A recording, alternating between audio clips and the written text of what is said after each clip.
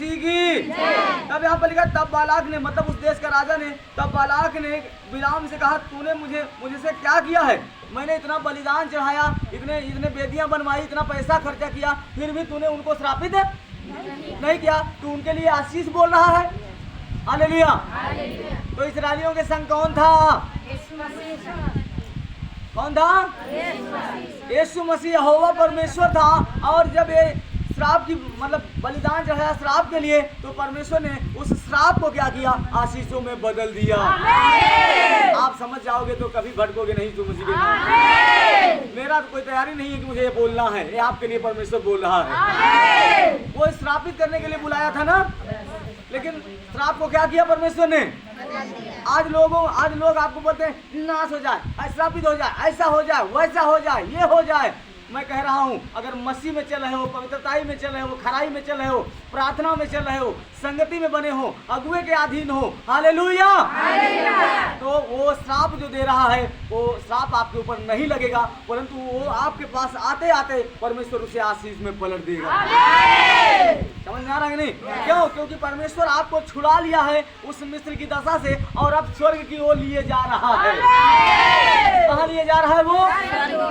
तो इस रास्ते में कोई हानि करने का प्रयास आपको करेगा, श्रापित करने का प्रयास करेगा, लेकिन परमेश्वर आपके साथ है। वो दिन में बादल का खंभा और रात में अग्नि का खंभा बनकर उस जमाने में चलता था इस्राएलियों के संग।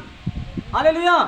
और परमेश्वर के छुड़ाए हुओं को कोई श्रापित नहीं कर सकता। कोई भी बोले तेरा नाश हो जाए, तेरा ये मर जाए, तेरा वो मर जाए, तेरा वैसा हो जाए, वैसा हो जाए, कुछ भी नुकसान आपका होने वाला नहीं है। आप डरे नहीं, परमेश्वर आपके साथ है यीशु मसीह के नाम। लेकिन जबकि आप प्रार्थना कर रहे हो, जबकि आप पवित्रताई में चल रहे हो, जबकि आप अपने मुंह से गाली ना देते हो, जबकि आप कोई भी असभ्य भद्रता का काम ना करते हो, तो कोई भी आपको श्रापित नहीं कर सकता यीशु मसीह के नाम से। वो जो गाली दे रहा है वही एक दिन वही मुंह से वो तारीफ आपकी करेगा। मुंह से वो आपके ऊपर दोष आरोपण कर रहा है कि इसने गलत किया है, ऐसा किया, वैसा किया है, उसी मुख से परमेश्वर एक दिन आपकी तारीफ करवाएगा यीशु मसीह के सामर्थी नाम से। सब बोलो यहोवा जिंदा है, यहोवा जीवित परमेश्वर है, यीशु जीवित परमेश्वर है, और वो यहाँ है। आमीन। तो जिस मुंह से वो निंदा कर श्राप दे रहा है, उसी मुख को परमेश्वर चेंज कर देगा। और उसी कहाँ बिलाम क्या करने गया था? वहाँ राजा का बलिदान चढ़वाया, वेदी बनवाया, इसलिए कि उसको क्या करे? इस्राएलियों को श्रापित करे। वो आशीष देने के लिए नहीं गया था, लेकिन ये तो परमेश्वर की दया है इस्राएलियों के ऊपर, और परमेश्वर ने उस श्राप को आशीष में बदल दिया।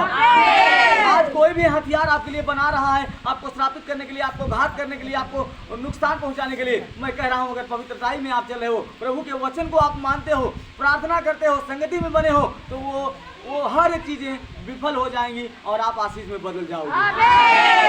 मैं इसीलिए कहता हूँ कि जितने हथियार मेरी हानि के लिए बनाए जाएंगे, उनमें से कोई मुझ पर सफल ना हो। सफल हुआ इनके ऊपर हथियार? हाँ, इनके ऊपर हथियार सफल हुआ?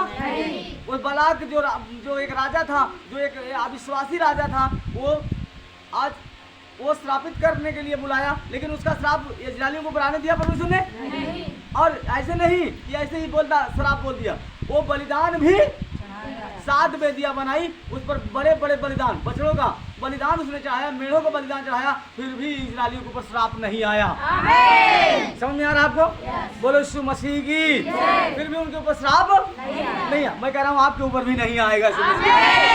जबकि आप परमेश्वर के साथ चल रहे हो, परमेश्वर आपके ऊपर कोई श्राप आने नहीं देगा। कोई भी आपको श्रापित करने का प्रयास कर रहा है, कोई भी नीचा दिखाने का प्रयास कर रहा है, कोई भी आपको तुच्छ समझ रहा है, कुछ भी नहीं समझ रहा है, हालेलुया, कोई भी आपको पाँव की धूल भी नहीं समझ रहा है, तो मैं कह रहा हूँ उसी के सामने परमेश्वर आपको खड़ा करने वाला है। उसी के सामने मैं कह रहा हूँ खड़ा होने वाले हैं हम लोग यीशु मसीह के नाम में। और एकदम कह रहा है, भजन 23 में लिखा है कि वह तेरे सताने वाले के सामने, वह मेरे सताने वालों के सामने मेरे लिए मेज लगाएगा।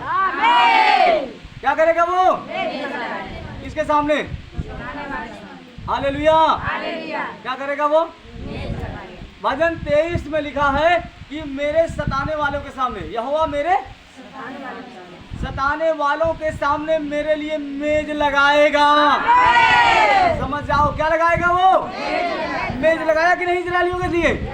मतलब शत्रु को नीचा कर दिया। मेज लगाने का मतलब जो मुझे सता रहा है, आज कुछ भी नुकसान करने का प्रयास कर रहा है, हमारी हानि करने का प्रयास कर रहा है, हमारे ऊपर दोषारोपण करने का प्रयास कर रहा है, हमें फंसाने का प्रयास कर रहा है, मैं कह रहा हूँ उसका कोई भी हथियार हम पर सफल नहीं होगा, परंतु यहोवा हमारे लिए, हमारे सारी चीजों के लिए मेज लगाएगा यीशु मसीह के नाम से। और वो विजय की मेज होगी यीशु मसीह के नाम से। विजय की मेज होगी यीशु मसीह के सामर्थ्य नाम से। कौन सी मेज होगी? भजन 23 में लिखा है, पढ़ लेना आप। यहोवा मेरे सताने वालों के सामने मेज लगाएगा।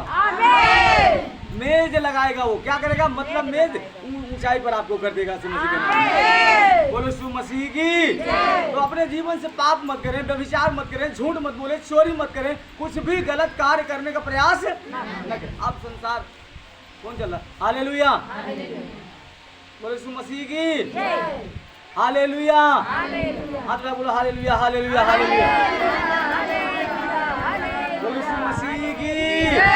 Hallelujah, hallelujah, hallelujah.